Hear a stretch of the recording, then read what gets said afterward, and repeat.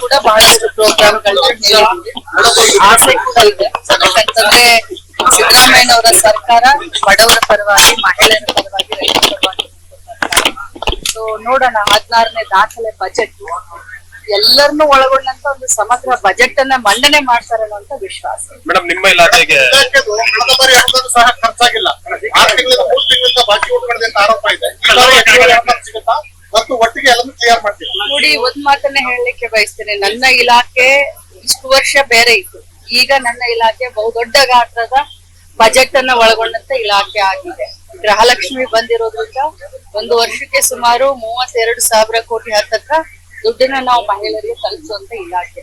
So ಯಾವ ನಮ್ಮ ಇಲಾಖೆಯಲ್ಲಿ ಯಾವ ಅನುದಾನ ಕೂಡ ಉಳಿದಿರ್ಲಿಲ್ಲ, ಎಲ್ಲ ಕೂಡ ಕರೆಕ್ಟ್ ಆಗಿ ಖರ್ಚಾಗಿದೆ. 10% ಮಿಕ್ಕಿದೆ, ಅದು ಕೂಡ ಮಾತುಕತೆಯ ಒಳಗಡೆ ಅದನ್ನು ಕೂಡ ನಾವು ಗೃಹಲಕ್ಷ್ಮಿ ಪರಿಷ್ಕರಣೆ ಆಗ್ಬೇಕು ಅನ್ನೋ ಇದೆ.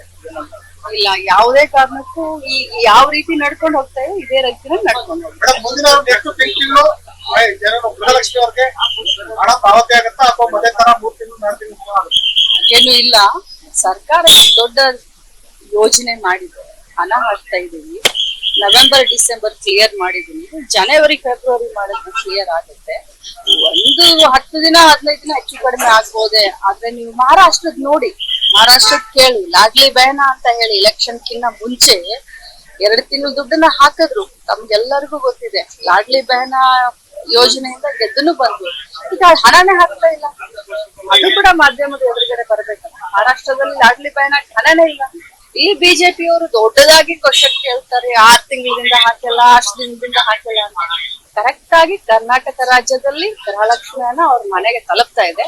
ಆದ್ರೆ ಅದೇ ಮಹಾರಾಷ್ಟ್ರದಲ್ಲಿ ಇಲೆಕ್ಷನ್ ಕಿನ್ನ ಮುಂಚೆ ಮಾಡಿದ್ರು, ಇಲೆಕ್ಷನ್ ಆದ್ಮೇಲೆ ಯೋಜನೆ ನಿಂತಿದೆ. ಇದು ಸಿದ್ದರಾಮಯ್ಯ ಕೊನೆ ಬಜೆಟ್ ಅಂತ ವಿಪಕ್ಷ ಹೇಳ್ತಾ ಇದಾರೆ. ನೋಡಿ, ನಾನಂತೂ ಭವಿಷ್ಯವನ್ನ ನುಡಿಯೋದಿಲ್ಲ. ಮಾನ್ಯ ಮುಖ್ಯಮಂತ್ರಿಗಳಿಗೆ ಅಭಿನಂದನೆ ಸಲ್ಲಿಸ್ತೀನಿ. 16 ದಾಖಲೆ ಬಜೆಟ್ ಅನ್ನ ಮಂಡಿಸ್ತಾ ಇದ್ದಾರೆ. ಮೇಡಮ್, ಈ ಬಾರಿ ಬಜೆಟ್ ನಂತರ ಅಥವಾ ಈ ವರ್ಷ ನಂತರ ಸಚಿವ ಸಂಪುಟ ಪುನರಚನೆ ಆಗುತ್ತೆ ಅಂತ ಕೆಲವರಿಗೆ ಇದು ಕೊನೆಯ ಸಚಿವ ಸಂಪುಟ ಅಥವಾ ಬಜೆಟ್ ಆಗುತ್ತೆ ಗೊತ್ತಿಲ್ಲ. ತುಂಬಾ ಒಂದು ಒಳ್ಳೆಯ ದಿನ ಇದೆ. ಈ ಸಂದರ್ಭದಲ್ಲಿ ನಾನು ಏನು ಮಾತನಾಡ್ಲಿಕ್ಕೆ ಹೋಗೋದಿಲ್ಲ. ಯಾಕಂತಂದ್ರೆ ನಮ್ಮ ಕಾಂಗ್ರೆಸ್ ಪಕ್ಷದಲ್ಲಿ ಒಂದು ಶಿಸ್ತಿದೆ. ಏನೇ ಡಿಸಿಷನ್ ಇತ್ತು ಅದು ಹೈಕಮಾಂಡ್